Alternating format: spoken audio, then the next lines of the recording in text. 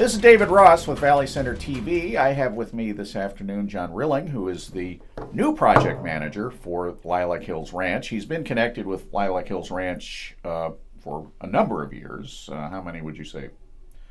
6, 7, 8, 10? Well, I'm not getting any younger. All right, okay.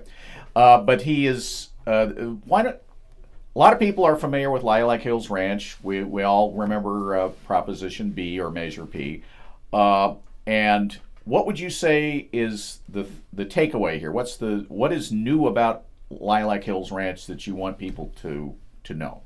Well, it's a pleasure to be on the Roadrunner TV with you, David. I would say the takeaway is that Measure B was a very different project, very different. Now, the new Lilac Hills Ranch, which you can go and you can look up all the information at thenewlilakhillsranch.com, is that the address? New Lilac? That is the new website. Okay. Correct. So the new Lilac Hills Ranch is a meaningfully better plan. It has built upon the recommendations of the county planning officials. And now we've added 39 new features. And these aren't small features. These are things like a new or expanded fire station, a new K-8 school, 24 local road improvements as far away as downtown Valley Center from Lilac Hills Ranch. All the homes will be zero net energy, and that means the homes would produce more energy than they would consume. Each home would have solar panels, each home would have electric car charging station inside, and what that does is it reduces the greenhouse gas emissions, and it results in a carbon neutral village. It's the first ever new carbon neutral village in the county of San Diego. Now, is this the county just recently passed a climate action plan? Yeah. And so, was your project planned out with that in mind? It was planned out as a carbon neutral village, which means it is net zero. Okay. So you can't get much better than net zero. We've exhausted all feasible mitigation on site. The things that I mentioned, like zero net energy homes, the community is water neutral. The homes will use less water, 25% less water than is required under code. The project site would use less water than it currently uses today, and it results in a zero net emissions community. Now the density is the same though, right? 1746 units? That's correct. It's a mixed-use project. So you have single-family homes, you have multifamily homes, you have condos, townhomes, homes for seniors, a 200-room assisted living facility.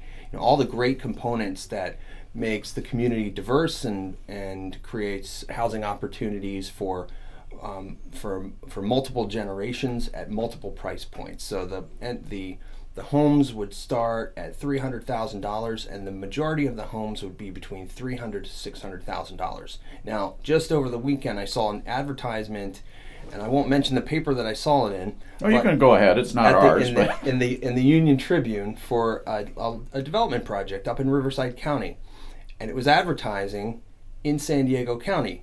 Wonder why they're doing that? Well, most of the traffic that goes up the 15 are car commuters coming down from Riverside County to their jobs in San Diego.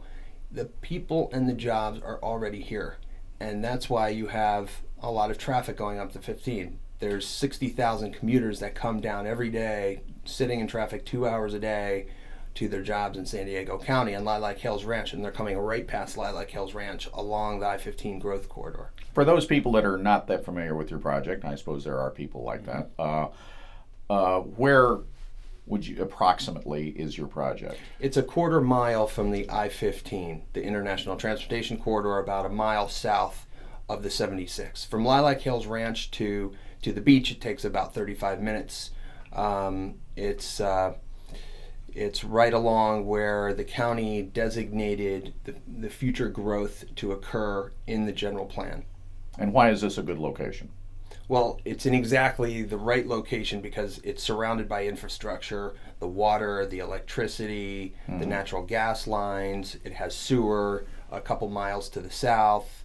It's in a sewer district. There's very few areas that you can add density in the county, and this is one particular area that can accommodate the density, and is right next to an international transportation corridor, and has facilities like schools and fire stations that surround it. I'm going to get back to fire safety in a minute, but I just wanted to add, a lot of people would say, well, okay, you're wanting to bust open the general plan by building houses that are not part of that. What's your answer to that? I would say we're implementing the general plan as written, because the general plan has a standard that's called the village standard, and what we're proposing is a village. It's a new village. So the village standard is the highest standard you can achieve in the general plan. It's the most stringent. You have to be environmentally sustainable. You have to be at the highest level of environmental sustainability. You have to have the infrastructure to your site. You have to be planned out correctly. You have to meet the county's way of planning new villages, which is anchored by a town center. So that's why we have the density that we have, is to support the town center, to support the services and the infrastructure that's necessary for a new village. Let's talk fire safety. Yeah.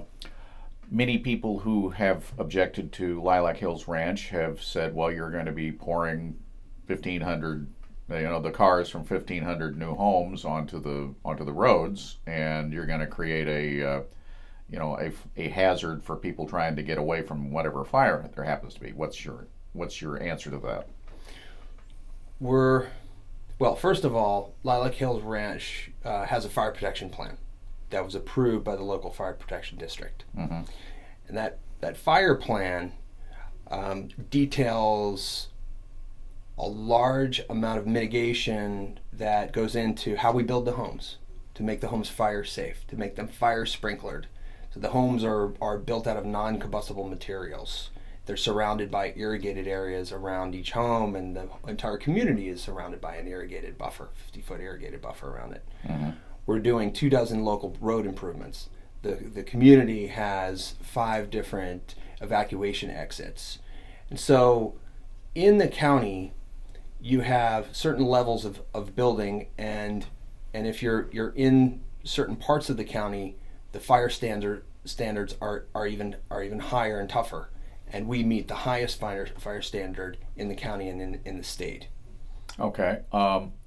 What about schools? Are you expecting the school district to build you one, or are you going to build one? We've included language in the project committing to a K-8 school, either in the project or at a site that either school district determines, and we're in discussions with both school districts. So you're talking to both the Bonsall Unified School District and the Valley Centers Unified School District.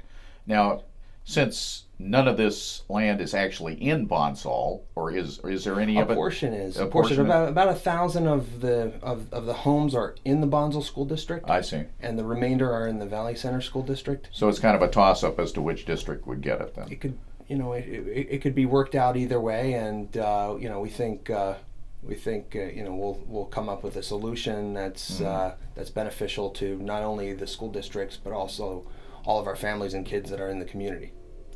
One other thing,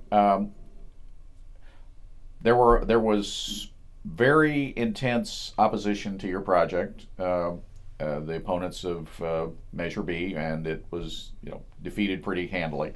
What do you say to those people who voted against it? Yeah. What you're wanting to change some minds, obviously. Right. What would you say is your main? What do you want to say to those people to change their minds? I would say that's a different project, completely different project. Lacked infrastructure. It implemented planning commission recommendations differently. I think people felt uncomfortable and didn't understand it. I think it was misunderstood. This project is very clear. We're going through the county process. We're implementing all of the county recommendations, full stop. So they're very, very clearly defined and laid out in our specific plan. And then we're going above and beyond. We're incorporating 39 additional features that would be roadway improvements, fixing blind curves, like doing all the environmental features, the zero net energy homes, and the zero carbon footprint. This is truly a special community. It's one of a kind community that's never been done before in the county, and we're very proud of it.